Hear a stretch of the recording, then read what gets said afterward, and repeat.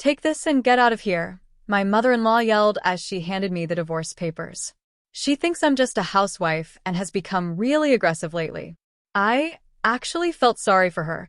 She's been fooled by my husband's lies.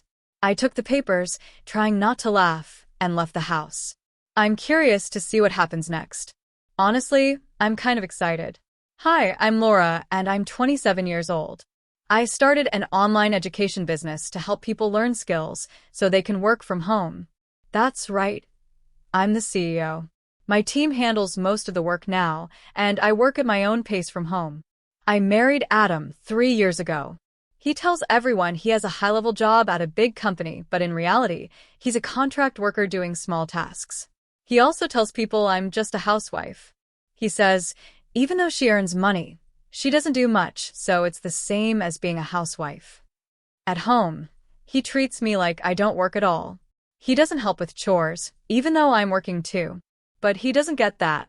He once told me, out of respect for your husband, please forgive my little lie. Because of his lies, his mom treats me badly. She always says things like, why did our talented son marry someone without a job? She shows up at our house without warning and puts me down. I've tried to explain that I work and do chores, but she just laughs and says things like, you're just lounging around all day. Or, if you're going to lie, at least make it believable. I've talked to Adam about her surprise visits, but he just shrugs and says, don't take it seriously. She's just an old lady with too much time. He only gives $600 for our household each month and keeps the rest for himself. I pay the rent and add about $4,600 more, but we still struggle because he spends too much. Even though I'm the one holding everything together, he keeps lying to others, saying I don't work. He also doesn't stand up for me when his mom insults me. Even so, I haven't been able to make the final decision to divorce him because Adam once helped me. We were college classmates. Back then, I was bullied by a girl named Joyce. She hated that people thought I was better than her, even though I didn't try to show off. I think it's normal for someone who studies hard to be praised, but Joyce didn't see it that way. Because of her childish bullying, there was a time I didn't even want to go to college. But I managed to graduate thanks to Adam's support. He also helped me start my online school business when I was struggling with stress and overwork at my first job after college. He told me, why not do work that uses your strengths? You can do well on your own. Thanks to him, I now work freely, without being tied to an office or a schedule. I became who I am today because of Adam's support. That's why I've been trying to put up with him. I've thought about getting a divorce, but I wasn't sure if I could really go through with it. Then one day, I saw something shocking on social media. There was a post that said, my amazing boyfriend bought me the latest designer bag, along with a photo of the bag and a man's hand. The man was wearing a luxury watch, the same limited edition model I gave Adam. The person who posted it? I couldn't believe it. It looked like Joyce. We're not friends on social media, but because we have many mutual friends, her posts sometimes pop up in my feed. When I looked at more of her posts, I saw several photos that hinted she was with Adam. She definitely knows Adam and I are married. She's probably seen my posts too. Yet she still shared those photos. Was she trying to provoke me? Or just being careless? Either way, it felt like she was looking down on me. I had been thankful to Adam for everything he'd done, and I tried to be patient. But cheating? That was too much. I couldn't forgive that. That moment, I finally made up my mind. I contacted a private investigator to check on Adam. It didn't take long. They found clear proof. Adam had told me he was going to business school to become a full-time employee. But that was a lie. He wasn't attending any school. He was spending his time and my money with Joyce. I was shocked, but I didn't feel angry. I mostly felt disappointed and honestly relieved. I saw a way out. I secretly signed a lease for my own apartment and started moving my stuff bit by bit, getting ready to leave. Then, right before I was fully prepared, Adam said happily, I've been chosen to go to a company training camp next week. I'll be gone for a week. I knew the truth. He was planning a fancy trip with Joyce. Just another one of his lies. Still, he made it sound believable. Typical Adam. He's good at making things sound real. I calmly listened as Adam talked excitedly about how great the training camp would be. Time passed, and he happily left for his so-called work trip. I was just about to finish packing and complete my divorce plans when the doorbell rang. It was my mother-in-law, once again showing up without warning. "Look, Laura," she said through the intercom. "Adam gave me this as a present." She walked right in, proudly showing off the exact same luxury handbag I saw in Joyce's social media post. "This is the newest model," she bragged. "He gave it to me as thanks for always helping out." "So, what has Adam given you lately, Laura?" I had no choice but to answer. "Actually nothing." She laughed and said, "Of course not. You're living off Adam's money without doing anything. You don't deserve any gifts." She went on, happily talking about all the new appliances Adam bought her and how he paid for house renovations, all using the money I was putting into our household. Turns out, my money was being used on her and Joyce. But thankfully, I keep most of my income separate, so it didn't hurt me too much. I tried to ignore her, but she didn't like that. "Laura, are you even listening?" she snapped. I replied without thinking. "What do you mean?" Her face turned bright red. "How rude of you to ignore me," she shouted. Then, to my surprise, she pulled out a set of divorce papers from her bag, already filled out. "I never liked you. You've been living off Adam's money, while doing nothing. What kind of wife are you? You should be ashamed," she yelled, throwing a pen at me. "Sign this and divorce Adam right now. We don't need you. In fact, without you, we'll save money," she added, with a smug look. It was clear she'd been trying to get Adam to divorce me for a while. She probably came over just to pick a fight and get me to agree. I didn't expect her to bring the papers herself, though. "Hurry up and sign. Then get out," she demanded. I actually felt sorry for her. She didn't realize Adam had been lying to her all along, and now she was about to lose her golden goose.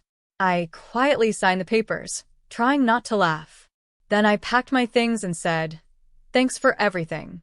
I'll turn in these papers myself." I left the house while she stood there shocked, probably thinking I would beg her to let me stay. Instead, I walked out without looking back. One less problem in my life. I went straight to City Hall and filed the divorce papers, happily humming to myself. Then I moved into the luxury apartment I had secretly rented, worth $4 million. Adam and his mother never knew about it. Living alone felt amazing. No more dealing with Adam or his mother. I finally had time to focus on myself, and soon after, I started my own personal business. I was enjoying my new single life, but sadly, it didn't last long. Adam had come back from his trip with Joyce, the one he pretended was a work training camp. When he got home and realized I wasn't there, he called me. "Laura, where the hell are you? Whatever happened, just come back right now." "Why should I come back?" I said. "Your mom told me to leave, so I did what she wanted." "My mom? I told you to ignore her. Just come back. No more arguing." "No," I said. "I'm not coming back. We're divorced now. I'm not returning to a house that legally belongs to someone else." "What divorce? What are you talking about?" "Your mother gave me the divorce papers. I signed them and filed them at City Hall the day you left. It's already done. That divorce doesn't count. Just come back. There's only $600 left in our account. I can't live on that." "I'm not coming back," I said. "We're divorced. Your money problems aren't my concern anymore. If you want to talk in the future, go through my lawyer. The contact info is in my desk drawer." Then I hung up and turned off my phone. Adam kept trying to get me to come home, but I was curious to see what would happen next. A few days later, Adam's lawyer contacted me, asking for a formal meeting. When I arrived at the lawyer's office, I was surprised to see his mother there too. She glanced at the bag I was carrying and muttered, "That bag," she had noticed mine was more expensive than the one she had shown off before. "You've got good taste, mother," I said. "When you have money, it's nice to have something fancy. But anyway, why are you here?" She looked down without answering. Then Adam spoke up, looking ashamed.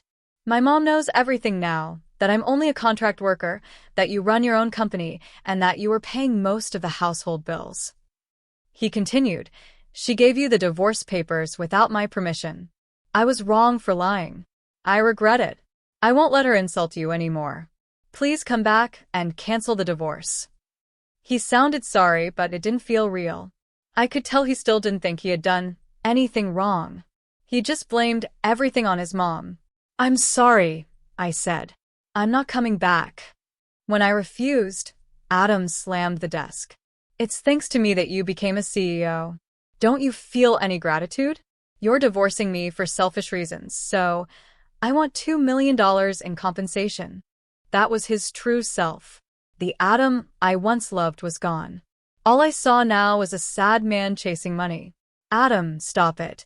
His mother tried to calm him down, but he wasn't listening. The lawyer looked uncomfortable as things got tense. When I got back home, Laura was gone. She had taken all her things and disappeared. "The divorce papers were filled out without my permission by my mother," Adam said, pointing at me. "Laura is the one who left her duties as a wife. She hurt both me and my mother emotionally." He looked at the lawyer, hoping for support. But the lawyer just sighed and pulled out a document. "Laura has agreed to divorce quietly and not take this any further," the lawyer said tiredly. Adam looked shocked and couldn't say a word when he saw what the document contained. It clearly showed his affair with Joyce, including photos of him going in and out of hotels with her. "I'm thankful for your support in the past when I started the company," I said, "but I've repaid that debt. You used my money to live a fancy life, spoil your mother, and spend time with your girlfriend." I looked at him. I was surprised it was Joyce. "How was your nice trip with the woman who bullied me in college?" Adam looked pale and frozen, unable to speak. His mother, who had no idea about the affair, suddenly started shouting. "What is this? What does all this mean?" I ignored her and kept talking to Adam. "If we finalize the divorce, I won't ask you for any damages or for the money you wasted. But I also won't give you anything. There will be no splitting of assets." His mother jumped in, upset. "That's not fair, Laura. I already started fixing up our family home. I thought Adam was handling the money. I even bought new furniture and appliances. He can't support himself like this. Please don't go through with the divorce. Or at least help us with money." Her request was so unreasonable that even the lawyer was shocked. He took a deep breath. "Madam, that's a bold request, or rather thoughtless. You have no right to interfere. Please be quiet." Then he looked at Adam and said, "What do you want to do? If you keep pushing, we'll take legal action and ask for the money you wasted on your affair. And we'll also send this evidence to your company." I added, "If your job finds out about this, it might cost you more than just your reputation." Adam slumped in his chair. "I guess I have no choice. I'll agree to the divorce," he said in a weak voice. Adam, who was only a contract worker, loved pretending he was part of a big company. He used my money for luxury and cheated on me, and now risked losing his job if his secret got out. He agreed to the divorce only to protect his image. "What about the home renovations? And the credit card bill is due," his mother asked, panicking. But Adam didn't answer. He stood up, walked out slowly, and left the lawyer's office. His mother ran after him. I stared at the door they left through, deep in thought. I sent the proof of Adam's affair to Joyce and asked her to pay for the damage she caused. "Oops, you caught me. But Adam is mine now. I'll pay whatever it costs. He's a top guy at a big company," Joyce said, laughing without a bit of shame. Turns out, Adam had lied to Joyce too. He told our old college friends that I was the CEO, but Joyce didn't know that. When I explained the truth to her, the proud look on her face disappeared. At first, she didn't believe me. But once she realized I was telling the truth, she said, "Wait, that means Adam tricked me. I'm the real victim here. You can't go after me."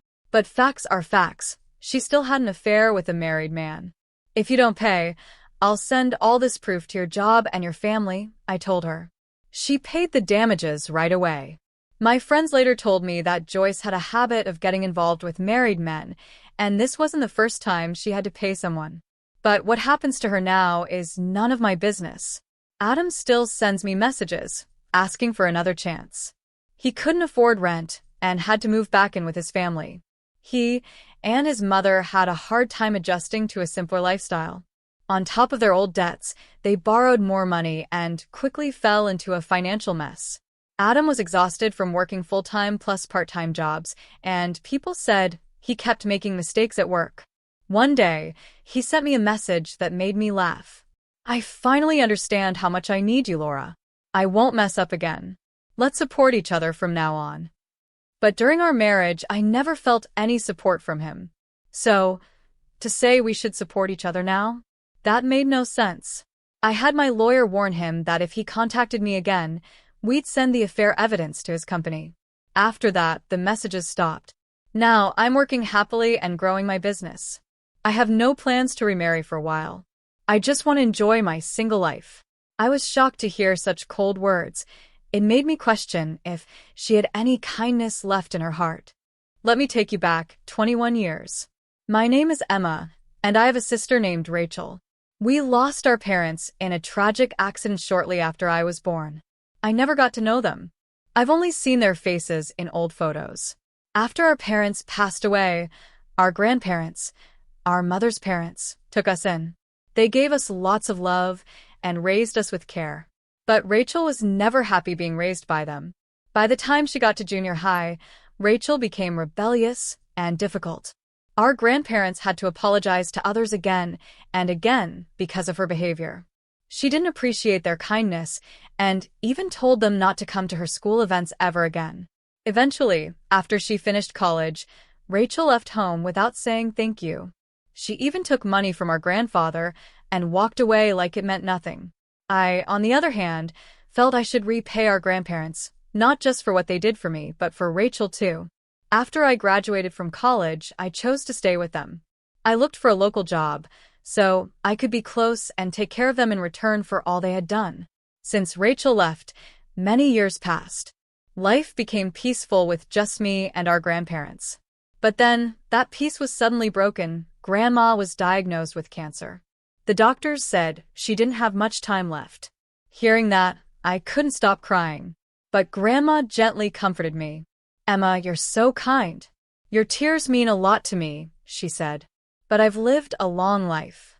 She had always been so kind to both Rachel and me. Hearing her words gave me strength. I promised myself I'd take care of her until the very end. Even though Rachel had cut us off, I felt she should know about Grandma's illness. I emailed her, hoping she would at least reply, maybe even come visit. But there was nothing. No message, no visit. Grandma's health got worse quickly. I knew the end was near. Still, I stayed strong in front of her, smiling and caring for her with Grandpa, even though it hurt inside. Even though Rachel ignored us, I kept sending her emails every day. Grandma still loved her deeply, no matter what. I hoped Rachel would show up, so Grandma could see her again, just once. Then one day, after many silent days, the doorbell rang. I opened the door, and there stood Rachel. I was surprised, and beside her was a man I didn't recognize. He was flashy and loud, clearly not someone we knew. Noticing my confused face, Rachel pointed at him with an annoyed look and said, bluntly, "I got married." "This is my husband, Tyler," Rachel said with a short greeting. Then, without waiting for an invitation, she and Tyler walked right into the house like they owned it. Grandpa was relaxing in the living room when he saw Rachel after so many years. He looked shocked and said, "Rachel, you're back." Rachel sat down on the sofa and said in a rude tone, "So, how much is Grandma's inheritance?" I was so surprised I couldn't stay quiet. I had thought she came to see Grandma, but she clearly only cared about the money. "How much is it exactly?" Rachel asked again. Tyler, sitting next to her, looked at Grandpa and said, "Hey Grandpa, I'm thirsty," clearly expecting someone to serve him. I was disgusted by how selfish they both were. I shook my head and said, "I don't know how much it is. And besides, it's rude to talk about inheritance when Grandma is still alive and fighting for her life." Rachel just scoffed and said, "Come on, Emma. You know Grandma is rich. If we don't get things sorted while she's alive, we might not get anything at all." It was true. Grandma came from a well-known and wealthy family. Her father, our great-grandfather, had run a successful business. Even though Grandma didn't take over the company, she learned a lot about business from a young age. After she married Grandpa, they started a company together and built a fortune worth millions. Now, Rachel and Tyler were after that fortune. I can't believe this. You came back just for the money? I asked. Of course, Rachel replied without shame. And why not? I'm the favorite grandchild. It's only fair that they thank me by giving me some of that money. Oh, and I'm pregnant. If Grandma dies soon, we'll inherit everything, and her great-grandchild will too. She'd be happy about that, right? What are you saying? Grandma is right in the next room, I said. The old study room had been turned into a care room for Grandma since she couldn't move around easily anymore. She could probably hear everything we were saying. I looked at Rachel and said firmly, "Stop talking about money. That's enough." But Rachel just laughed in a mean way and shouted even louder, "Hey, Grandma, can you hear me? Just go already so I can get the inheritance." That was the final straw. "Get out," I yelled, grabbing Rachel and Tyler by their arms. With all my strength, I dragged them to the door and threw them out. They barely resisted. "Don't ever come back to this house again," I shouted. "You're being selfish." "I only came because you told me to," Rachel mocked. I was so angry, I could feel steam coming off my head. I shouted back, "If you're going to say such awful things to Grandma and Grandpa, I wish you had never come. You forgot all the kindness they showed you and spoke to them so cruelly. You're the worst." I slammed the door shut and started crying in frustration. Just then, Grandpa came over holding some juice. He had gone to get it after Tyler asked for a drink. He saw me crying and asked gently, "Are you okay?" I told him everything Rachel and Tyler had said and done. Grandpa stood quietly for a moment, thinking. Then he gave me a warm smile and said, "Don't worry. Grandpa will take care of it." He handed me the juice and walked away calmly. Time passed, and after a long fight with her illness, Grandma peacefully passed away. Seeing her resting with a calm expression made me feel a little better. It was like she was finally free from the pain of cancer. I gently spoke to her as she lay still. "You did your best, Grandma. Thank you for everything." After the funeral, I returned home and found Rachel and Tyler waiting for me. I had emailed them about Grandma's passing, but they didn't come to the funeral. When I asked Rachel why they showed up now, she replied just as I expected. "We came to talk about the money, of course.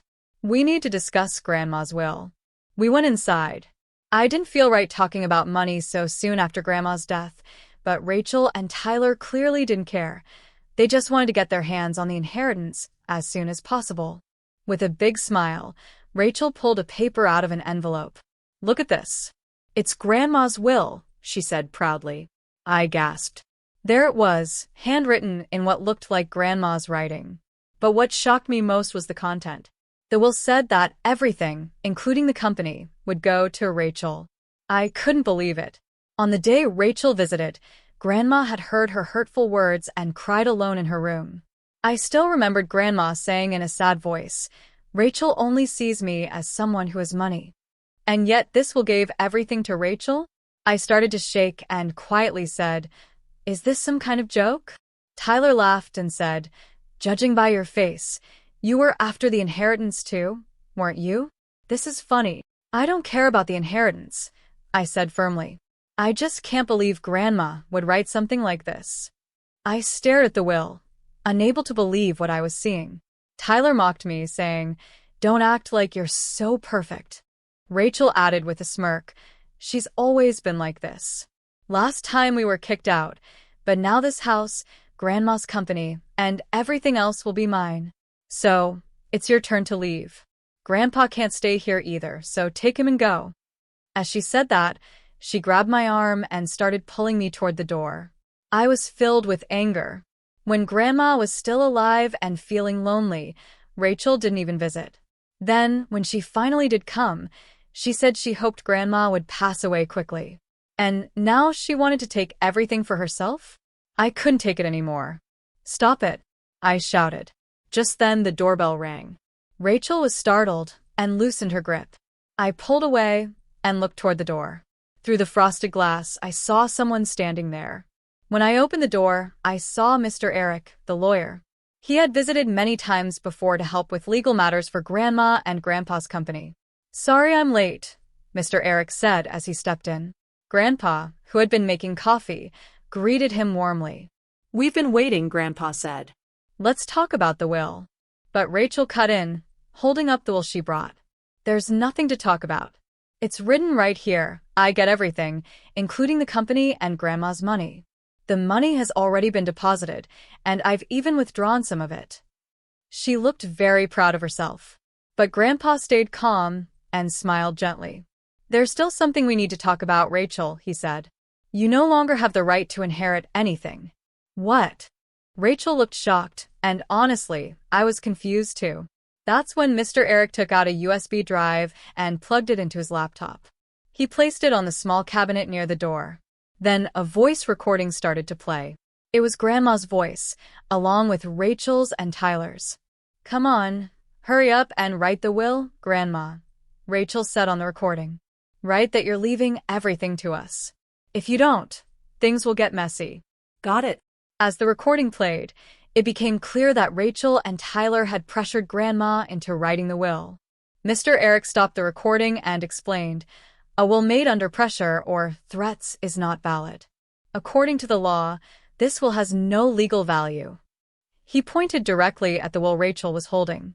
Still shocked, I asked, "When did you prepare all of this?" Grandpa gently explained, "While you were out, Rachel and Tyler came here and forced Grandma to write that will. But we were ready. I was the one who set up the voice recorder," Grandpa said with a calm smile. Rachel began to panic and mumbled, "But Grandma had me sign some documents too." Grandpa chuckled. "Rachel, you really don't understand anything, do you? Did you even read the fine print? What you signed wasn't part of a will, it was a credit card loan application." Grandma was shocked at how easily you signed it. "What?" Rachel gasped. "Yes," Grandpa said calmly. "The $230,000 you took out from the bank? That's debt, not inheritance." Rachel quickly pulled out her phone and checked her bank account. "I don't believe this. My account is in the negative," she muttered, her face turning pale. Tyler wasn't any better. "What do you mean debt? What are we going to do?" he said in a panic. "I thought we were getting the inheritance. I already took out loans for a new house and car. This has to be a joke." "Calm down, Tyler," Mr. Eric said. Rachel turned to him in desperation. "Mr. Eric, I'm Grandma's granddaughter. Even if the inheritance isn't much, I should still get something, right?" Mr. Eric replied, "That's exactly what I came here to talk about." He pulled out a white envelope. "This is Grandma's real will, legally written and notarized. I'll read it now." Rachel and Tyler pressed their hands together like they were praying. But the will didn't mention Rachel at all. The company was left to Grandpa. Everything else, money and property, was to be shared between Grandpa and me. Rachel cried out, "Why can't we fix this? Can't we change it somehow?" But Mr. Eric answered firmly, "There's nothing that can be done. Legally, you had the right to inherit, but you lost that right by threatening and pressuring Grandma." Rachel looked at Grandpa. "Can't we do something?" Grandpa gave her a dry smile and said, "No, there's nothing you can do. You heartless old man." Rachel shouted before storming out of the house alone. Tyler, who was left behind, quickly ran after her. "Wait for me," he called. He looked so pitiful. Later, I heard that Rachel and Tyler had a baby. But because of all the debt they had taken on, they couldn't afford to take proper time off and had to go back to work right away. They had expected to get a big inheritance before Grandma passed away and spent money they didn't have.